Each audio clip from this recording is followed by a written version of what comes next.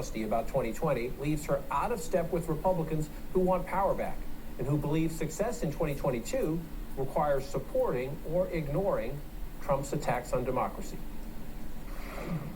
There's no concern about how she voted on impeachment. That decision has been made. I have heard from members concerned about her ability to carry out the job as conference chair, to carry out the message. We all need to be working as one if we're able to win the majority.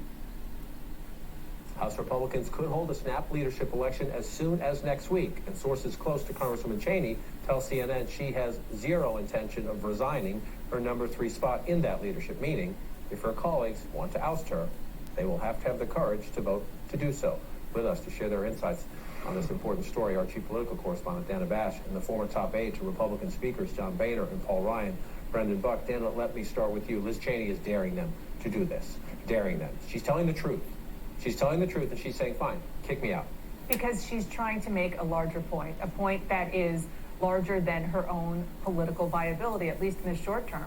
And that is, this isn't about whether or not I can stay in my job. This isn't necessarily about whether Republicans can win back the majority in 2022. This is about the intentions and the intentionality of the Republican Party, the long-term viability of the GOP, because it cannot be based on everybody grabbing onto something that is a flat-out, full-on lie, and doing so because the man who is still the head of the party, the former president, Donald Trump, and his pals in the conservative media are perpetuating that lie. So it's a whole self-fulfilling prophecy that those Republicans are engaging in while she is standing up and saying, no.